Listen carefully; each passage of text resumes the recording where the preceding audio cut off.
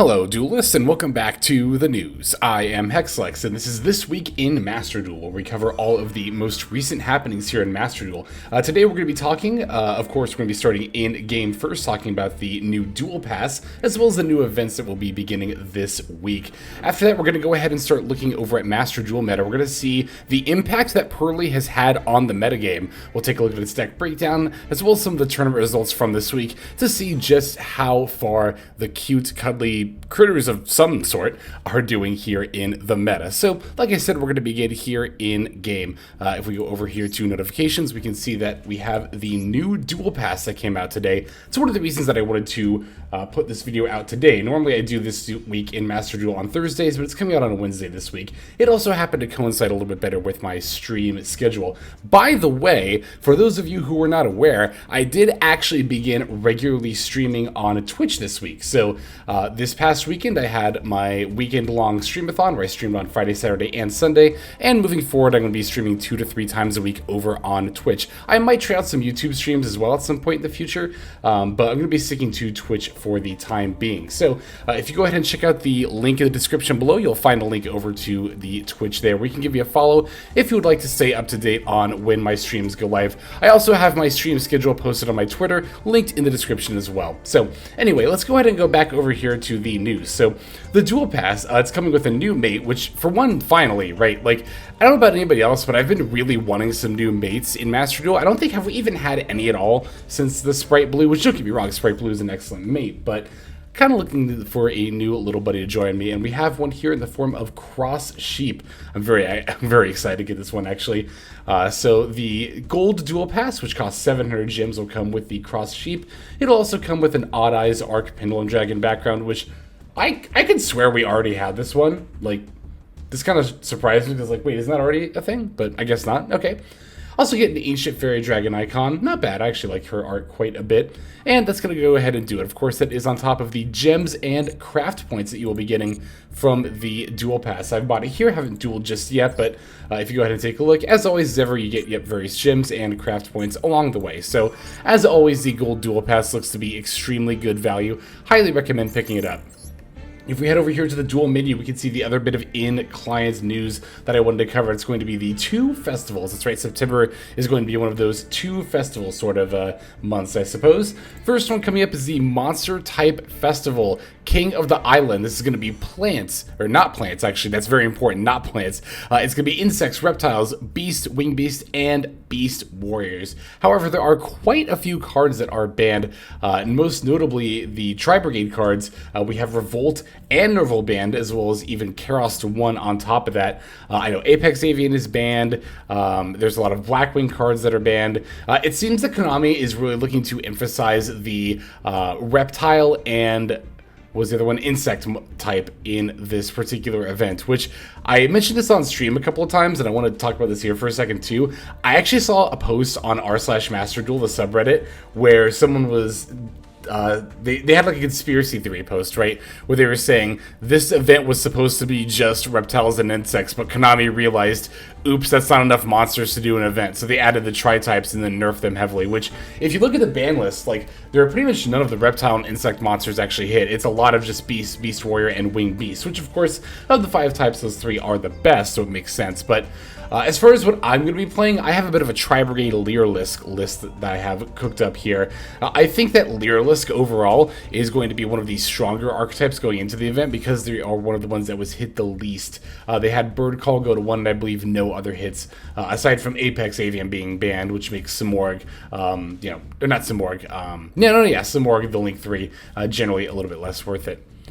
So the other, also notably Fluanderese is very banned. Eagle and Impen and Map are all banned. And that's actually true of the Fusion and Exceeds event as well. It seems they're really cracking down on flow here. Runic as well. Runic Fountain is banned for both events. The other event that's going to be starting next week will be the Fusion and Exceeds event.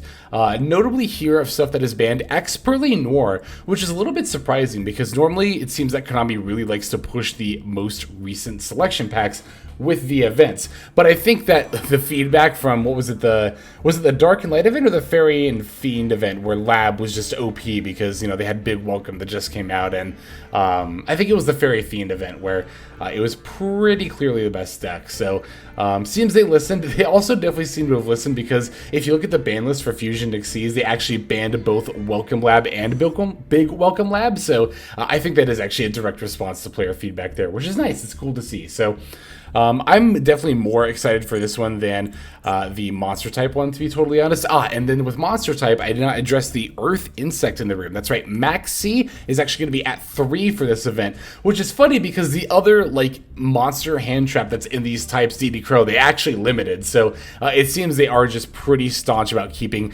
Max C around for any format that it seems applicable for. So go figure. All right, I think that's pretty much everything that I wanted to cover in client. Now let's go ahead and tab over here to Master Duel meta. So I wanted to start actually by talking about Purrely as a whole, because at the time that I'm recording this, it's a little bit less than, well actually, and also the time that this is going out, it's gonna be a little bit less than a week since Purrely has actually been introduced to Master Duel, but already we've seen this archetype have a huge impact. In fact, if you look over at the Master Duel meta tier list, which, you know, as we always need to remember that this is based solely on tournaments. It's not factoring in ranked ladder at all. But we're seeing that Purrely is emerging as like the only tier 1 deck here. And yeah, if we take a look at the deck breakdown here, if you look at best Purrely decks, now normally this is like tournament tops, and then after that, if there's, you know, not too many tournament tops, then you see ranked positioning. But Purrely has been topping a lot of tournaments over the last few days.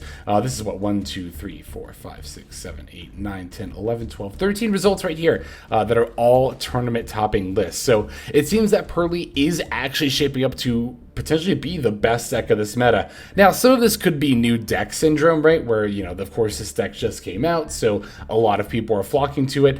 I will say that Purrely is probably overrepresented in the current meta. But that said, I don't disagree that Purrely is a tier 1 deck. I think it's right up there with Dragon Link and honestly still Pure Sprite. I know that this is becoming more and more of a bit of a crackpot tier placement as the meta seems to have been putting Sprite in. I think tier 3. Oops, that's not what the one I wanted.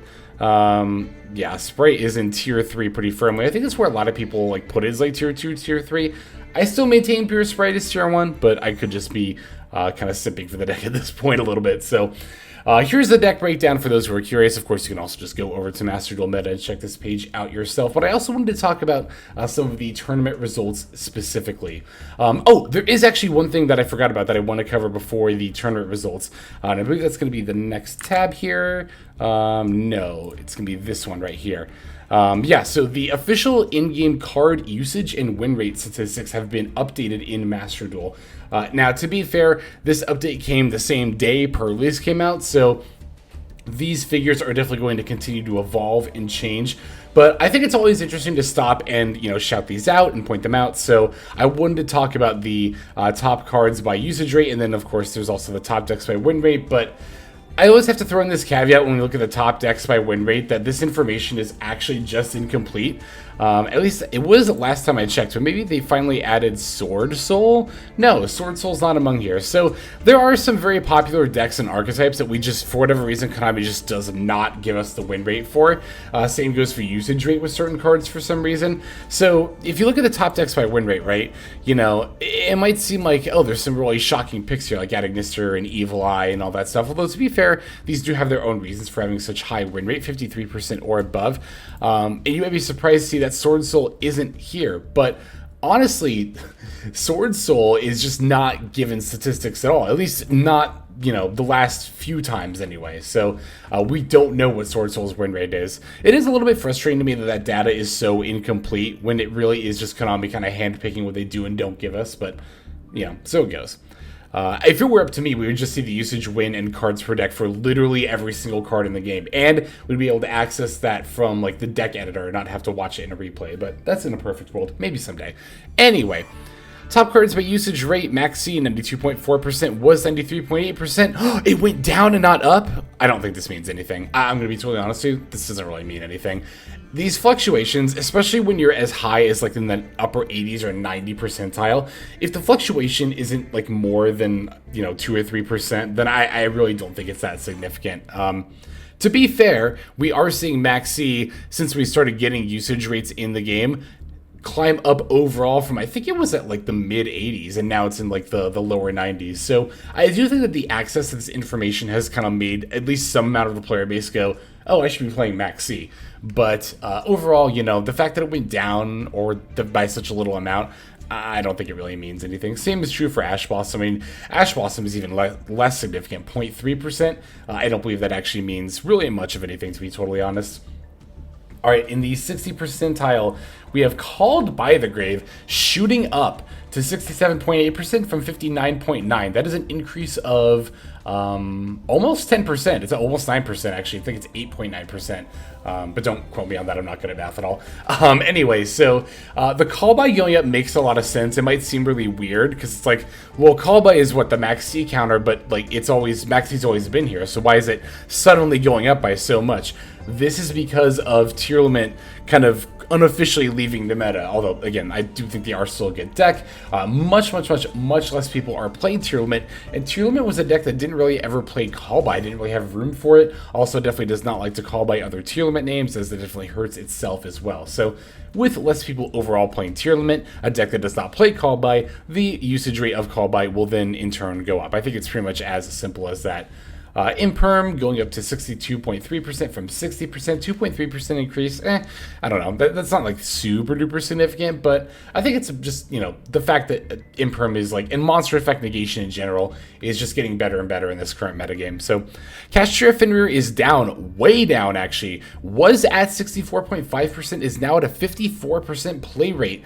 Wow, I think that's honestly some of the new deck hype for Kashtira wearing off, if I'm going to be totally honest. I'm pretty sure that's what that is. Because Fenrir is, of course, still a very widely used staple in the meta, just, you know, in general, right? Like, a lot of decks are playing it. Obviously, a lot of decks are playing it. 54% are. So that's, obviously, that we're not seeing 54% of decks out there being Kashtira decks. That would be, you know, even more than Tearlament and Tier 0. But no, I do think that it makes sense, right? Again, new deck hype is very much a thing. And again, that's kind of why I mentioned that with Purrely's, right? Like, it might seem like Purrely is just by and large the best deck in a landslide.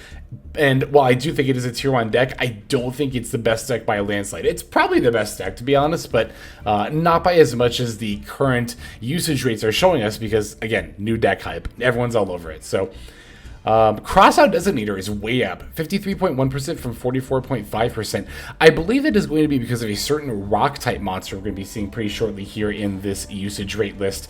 Indeed, one of the few ways to counter Nibiru, outside of just having a monster negate on the field, is to use the Crossed-Out Designator, which I do think this is a reason why we're seeing it shoot up in usage rate. All right, next we have Zeus. Zeus is way down, down to 61.5%, or it was at 61.5%, is now being played at a rate of 45.6%. Again, I don't think this is indicative of Zeus being a worse card in the current metagame, but rather it is the decks that use Zeus are severely dropping, right?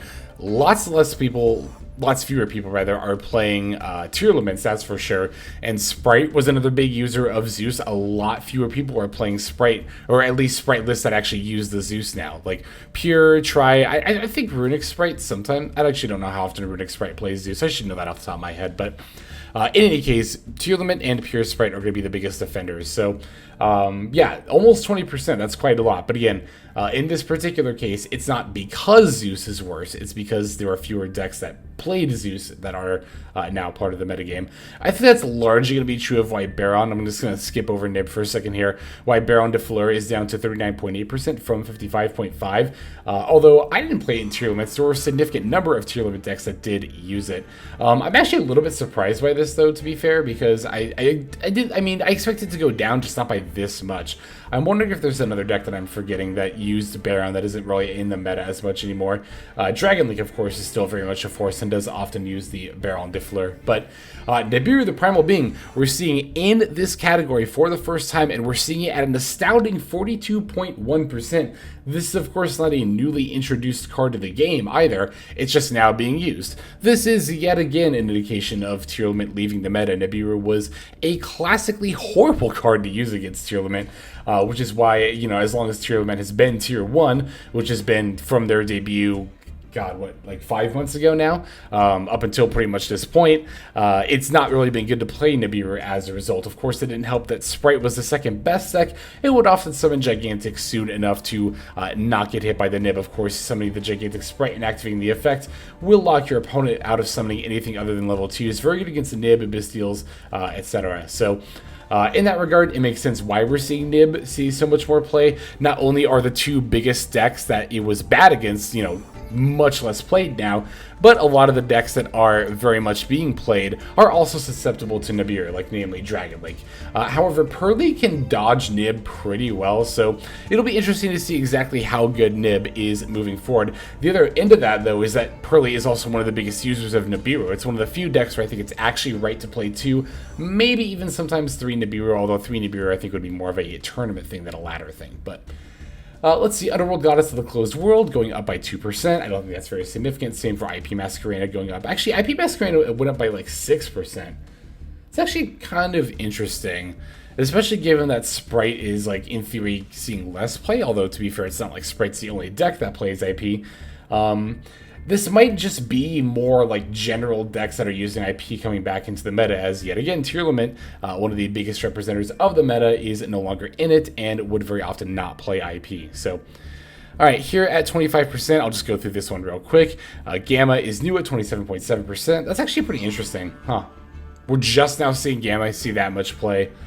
I wonder what it was at before. I actually really would have liked to have known. Apparently less than 17.8%, because that's what Access Code Talker was at. That's up by 10%.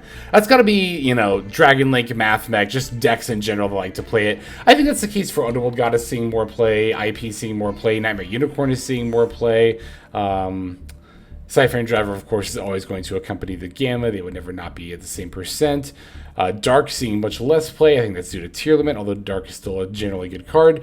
Triple Attack, I'm surprised to see less play. While Tear would often play it, it's still just a generally good card, and honestly, I think that it's at its best. Maybe not its best ever, but it's really, really good in the current format, so I think it should be played.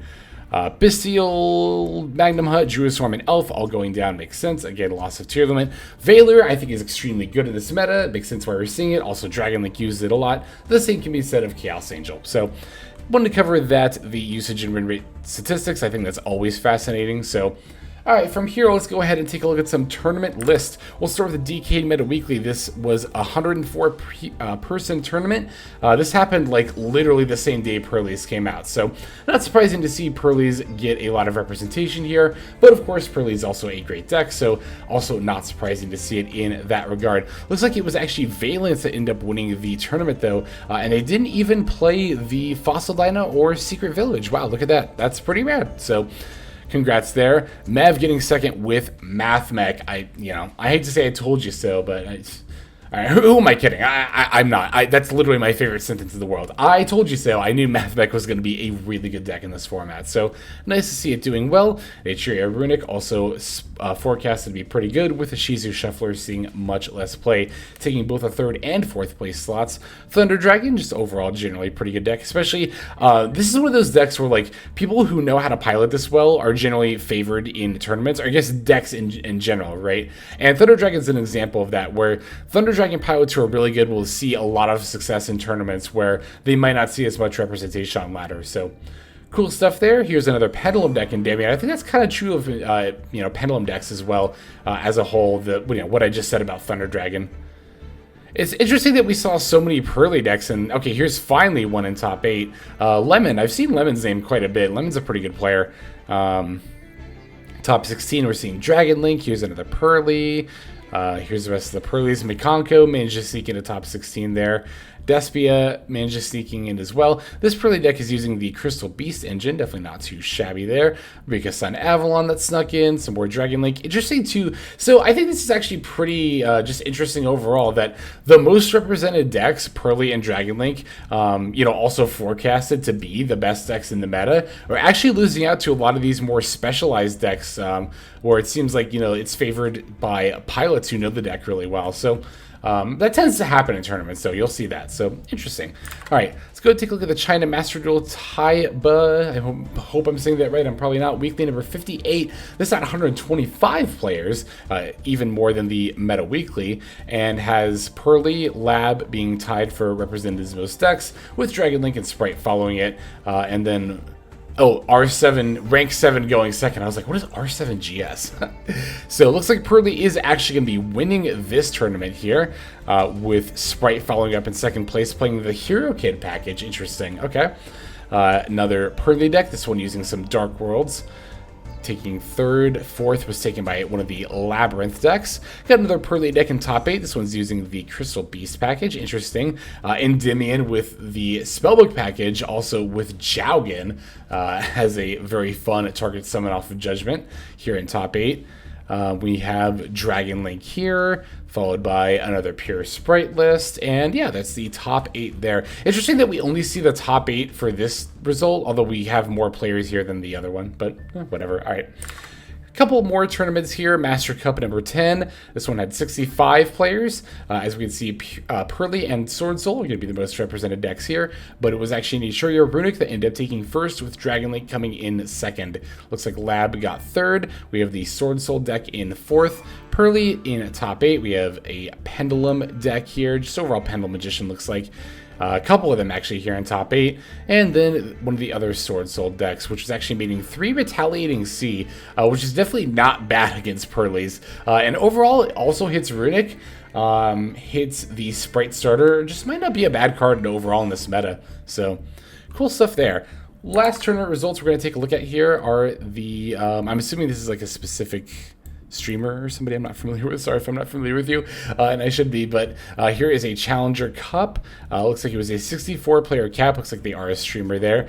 Electromite taking the W with Purrely there, using the Browse. I've actually been seeing quite a few Browse among these top lists. That might actually be a little bit better than I thought, or could also just be a lot of players using that particular tech. Sword Soul looks like it took second place, meaning the 3 Droll Lockbirds. Pretty good in this meta. We got Dragon Link here, followed by Labyrinth, Purrely. Oh, Earl GB. I recognize this person. Yeah, Spicy Deck Creator. I have seen a lot of decks by them on Master Duel meta here, and they make a lot of really good stuff. So cool to see them doing well with Purrely here. More Purrely using the Crystal Beast package and Santa Claus, actually. Got another Purrely list here. This one's using a Gamma Seal as well as Fenrir's. I've actually been thinking about putting Fenrir in my own Purrely list there. Mutant Kashtira taking top 8. Definitely did not expect to see Mutant Kashtira, but here we are. So, alright, good stuff. That is going to go ahead and do it for this week in Master Duel. Hope you all found this information helpful. And yeah, that's going to go ahead and do it, like I said. So let's go ahead and move now to our outro. Alright everybody, that's going to do it for this video. Thank you for watching it all the way to the very end. That means a whole lot to me, and it's also a fantastic way to support the channel. And if you're interested in supporting the channel in other ways besides YouTube, there are plenty of ways to do that. If you check out the description below, you'll find a bunch of links down there. One of them goes to my Patreon. You're actually seeing the names of everyone subscribed to the Patreon on the screen right now. So if you're interested in getting your name in the credits here at the end, if you want to see more daily Master Duel content, or if you're interested in one-on-one private coaching sessions, I offer all of that on Patreon. I also stream live on Twitch. Feel free to go ahead and click that link and follow and or subscribe there. I also have the Discord community, if you want to follow that link, where hundreds of duelists have already signed up. Free to join, and you can just come hang out, talk about the game, and chill in general. Final link that's going to be in the description is my Twitter. You can follow that if you want some more notifications of what's happening with the channel. So, all in all, thank you all so much for watching, and I hope you have a fantastic day.